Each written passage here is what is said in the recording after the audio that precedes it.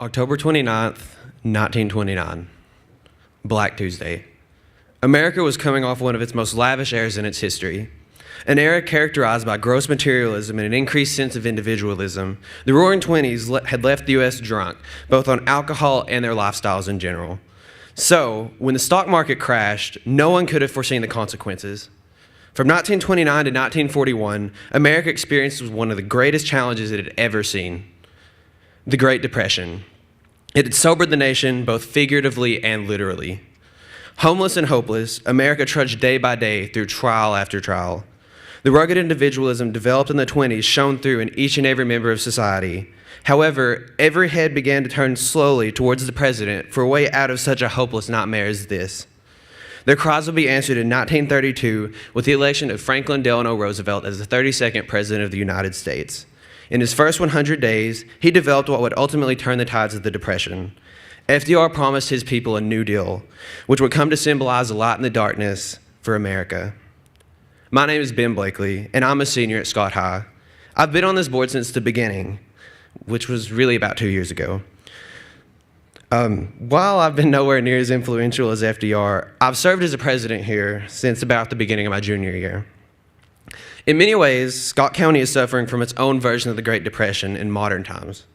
Our citizens face nightmares daily that many others consider a part of the past: substance abuse, homelessness, domestic violence. The list goes on and on. The American people fell back on the New Deal in their time of need. To where might citizens of Scott County turn? I will tell you, we must look to each other. In the Depression, FDR relied on various groups of citizens to alleviate their own problems. Farmers provided self-grown crops to the government, who in turn distributed that food in exchange for money. By relying on specialized entities for skills otherwise unperformable, FDR could fully utilize his nation to efficiently dig them out of the dirt. Instead, we call that concept a coalition, that multiple groups might merge in order to perform a common goal. And it is one of the fundamental concepts that we as a group propose in order to cause a decline in what we see as underlying causes to our county's problems. This may be nowhere near as large scale as the Great Depression, but our logic model, which we have designed, is what we consider our New Deal. We have identified what we see as the primary causes of Scott County's poverty, and we have proposed what we see as a solution to these pressing issues.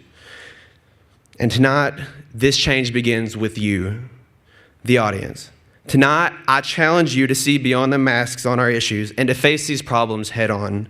Tonight, I dare you to push beyond your levels of comfort, to challenge your perception of today's society. Unmask your problems, unmask your mind, unmask your county. We are united in our schools, we are united in our cause, and we are here to make a change.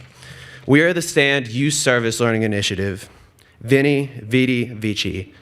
I came, I saw, and I'm going to conquer. My name is Ben, and I'm the change that is going to happen.